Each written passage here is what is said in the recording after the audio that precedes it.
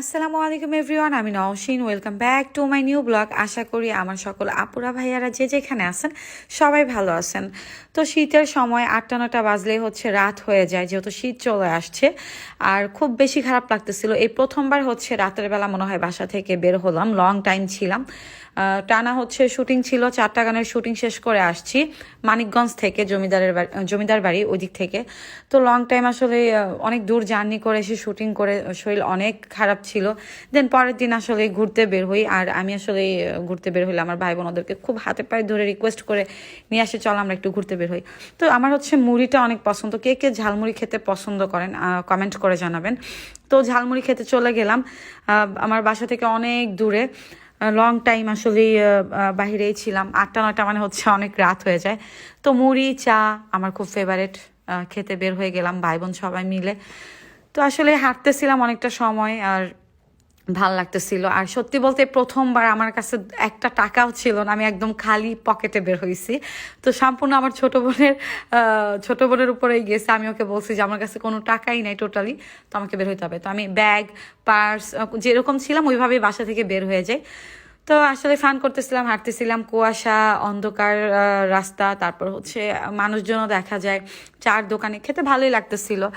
আবার আমি আমার বোনকে বলতেছিলাম যে টাকা নাই, তুমি বিল টিল দিবা। তো আসলে ওর বাজেটের মধ্যে আমাকে খাওয়াচ্ছিল, তো ভালোই লাগতেছিল। ওই দিক দিয়ে আমি কলিজা দিয়ে মুড়ি খেলাম, ঝালমুড়ি, তারপর হচ্ছে চার দোকানে গেলাম চা খাওয়ার জন্য। আমি বললাম আমার কোনো প্রবলেম নাই, আমি হাঁটতে গেলেও হাঁটতে পারবো। আর কোনো ও মজা নিচ্ছিল, হাসতেছিল। ঝুমুর ব্লগে ওর ব্লগ আসে, সবাই দেখে আসবেন ঝুমুর ব্লগ, যদিও কন্টিনিউ ব্লগ করে না। তো যাই হোক, আসলে যখন খুব বেশি কষ্ট হয়, খারাপ লাগে, তখন আমি বাইরে হাঁটতে বের হই। আর প্রচুর হাঁটি বলার বাইরে, সবার সাথে দেখা হলে কথা বলি, খুব কথার মধ্যে থাকি। তার মধ্যে কিছু আপুদের সাথে আমার দেখা হয়ে যায়, খুব ভালো লাগে, মন ভালো হয়ে যায়। সব থেকে বেশি ভালো হয়ে যায় কিউট কিউট বাচ্চাদের দেখে, মানে ওরা আমার ভিডিও দেখে, দেন হচ্ছে আমাকে চিনে। তো আপুরা অনেকের সাথেই আমার কম বেশি দেখা হয়ে যায়, কথা বলি, খুব ভালো লাগে সবাই যখন এসে আমার সাথে কথা বলে হাসি মুখে। আর বাচ্চাগুলো তো মাশাআল্লাহ, আমার অনেক ভিডিওতে আপনারা দেখছেন বেশিরভাগ বাচ্চাদেরকে দেখা যায়। আমি বাচ্চাদেরকে অনেক পছন্দ করি, আর সত্যি বলতে খুব ভালো লাগতেছিল, ওদের দেখে মন ভালো হয়ে যায়। সবাই অনেক কিউট ছিল মাশাআল্লাহ। যাই হোক, সবার জন্য অনেক দোয়া।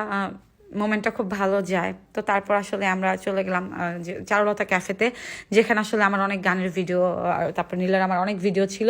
আমার এই চারুলতা ক্যাফে, এই রেস্টুরেন্টের মধ্যে গেলে আমার মনটা একটু অন্যরকম শান্তি কাজ করে, কারণ অনেক বছর ধরে আমরা এটাই যেতাম, আমাদের অনেক স্মৃতি, মনটা কেমন জানি ভালো হয়ে যায়। আর ওখানকার সবার ব্যবহার এত ভালো, প্রচণ্ড পরিমাণে ভালো, সবকিছু এখন স্মৃতি। হ্যাঁ, যাই হোক, এখন অনেক রাত হয়ে গেছে। এটা আসলে কালকের ব্লগ আমি এখন আপলোড করতেছি এডিট করে।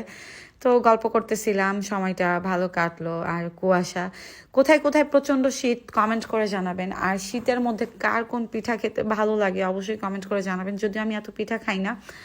এই তো এবছর আসি, আগের বছর নাও থাকতে পারি, সব কিছু স্মৃতি হয়ে রয়ে যাবে।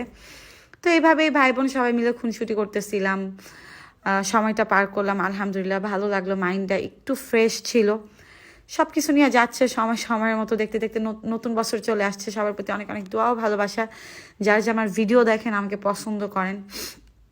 আর সবাই ভালো থাকবেন। তো এই তো বাসায় ফিরতেছিলাম, অনেক অন্ধকার। তো আমরা মজা করতেছিলাম, রাস্তায় যদি আমাদের ডাকাত ধরতো, ডাকাত মামার কাছ থেকে আমরা 500 টাকা ধার নিয়ে অটো ভাড়া দিতাম।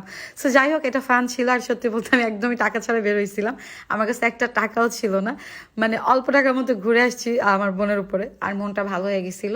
দেন আমরা বাসায় ফিরলাম। আজকের ভিডিও এই পর্যন্ত, সবাই ভালো থাকবেন, আল্লাহ হাফিজ সবাইকে।